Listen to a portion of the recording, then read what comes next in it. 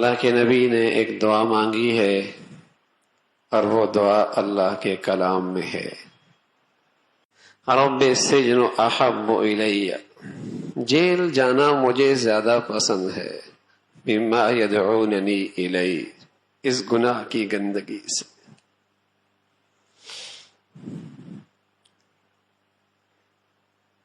ایسی گناہ سے نفرت، ایسی اس کی برائی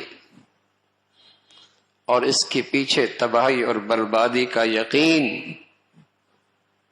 اس گناہ کے پیچھے اللہ کا غضب، اس گناہ کے پیچھے ہلاکت اور بربادی کا یقین،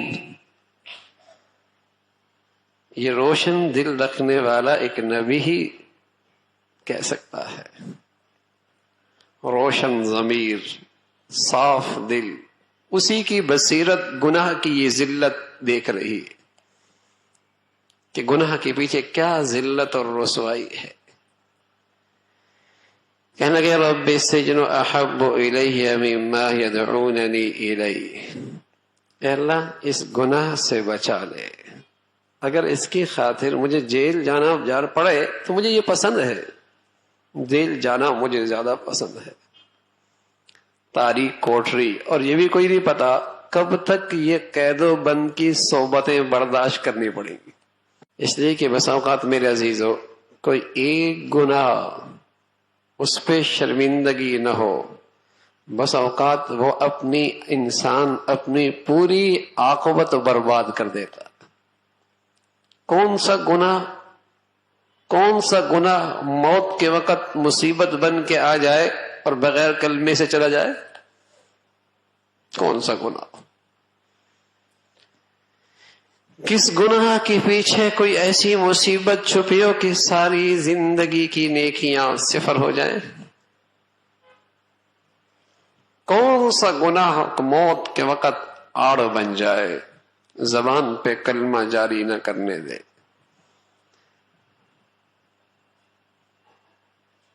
زبان پر اس گناہ کا اثر ظاہر ہو جائے، کون سا گناہ؟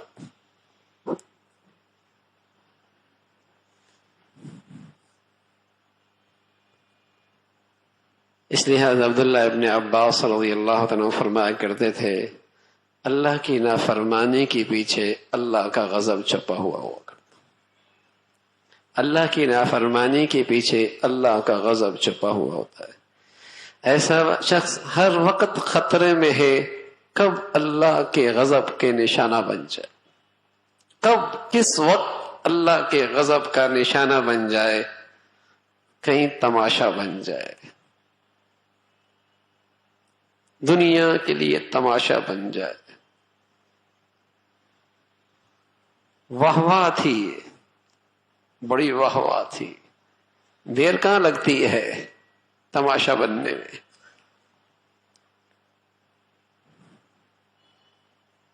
اوپر سے نیچے آنے میں اللہ کے لیے کوئی لمبے چوڑے فوج کی ضرورت کوئی نہیں، بس اس کا تو طے کرنا ہے۔ تو عبداللہ ابن عباس رضی اللہ عنہ فرمایا کرتے تھے، نہ جانے کون سا گناہ اس کے پیچھے اللہ کا غضب چھپا ہوا ہو اور وہ اس کے لیے ہلاکت کا باعث بن جائے۔ لیکن آج کے مسلمان کی ہمت اتنی پست ہے اور گناہ اس کی زندگی میں ایسے رچ بس گئے کہ اس کا خیال بھی اسے نہیں آتا کہ میں نے اپنے دامن کو گناہ کی ہر گندگی سے بچانا ہے۔ یہ خیال ہی نہیں آتا اس کو،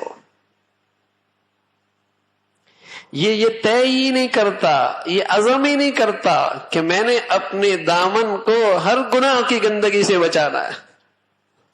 اس نے تقسیم کر رکھے ہیں، اپنی زندگی تقسیم کر رکھی ہے، کچھ اللہ کے لیے، کچھ شیطان کے لیے، کچھ اللہ کے لیے، کچھ دنیا والوں کے لیے، کچھ مسجد کی زندگی، کوئی سوسائٹی کی زندگی۔ اس نے اپنی زندگی اپنے خیال سے تقسیم کر رکھی ہے اور اسی پر مطمئن ہے۔ اسے یہ خیال ہی نہیں کہ شیطانی زندگی کبھی ایسی رسوائی دکھائے گی کہ ساری زندگی بے دینی کی ہو جائے گی۔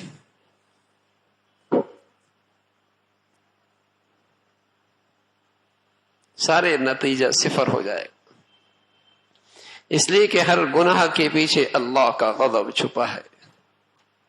اگر ہم نے اسے اپنی زندگی کا حصہ بنا لیا اور ایسی گناہوں کی ظلمت نے مت ماری کہ ہم نے گناہوں کی زندگی کو اپنی تجارت کا سہارا بنا لیا، گناہوں کی زندگی کو اپنی معیشت کا سہارا بنا لیا، گناہوں کی زندگی کو اپنے اسٹیٹس کا سہارا بنا لیا، ہم نے گناہوں کی زندگی کو اپنی ترقی کا سہارا بنا لیا، ایسی گناہوں کی ظلمت نے مت ماری جو بربادی کا سامان ہے، آج ہم نے اسے اپنی فلاح کا سامان بنا لیا۔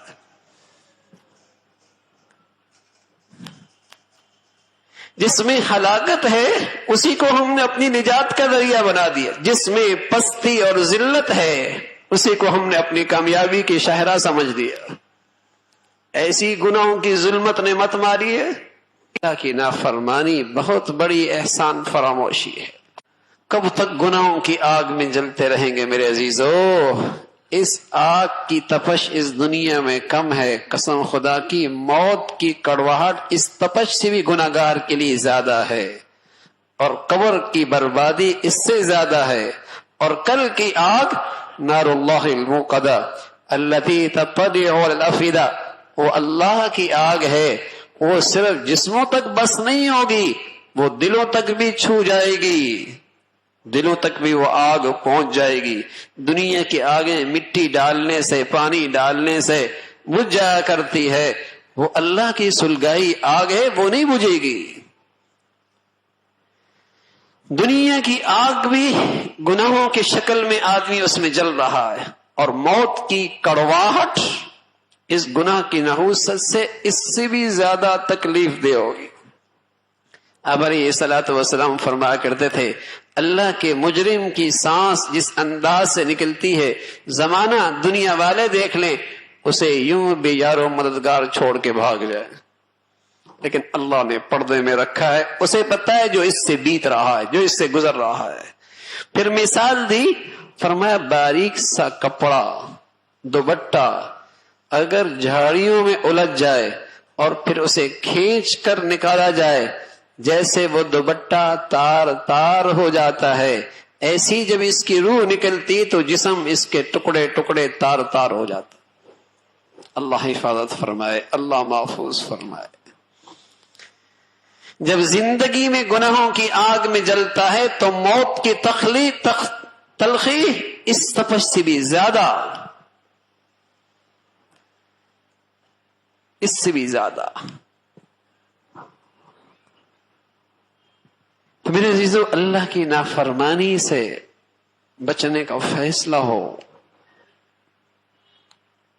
اس سے فیصلہ ہو، اور اللہ سے مدد مانگی جائے۔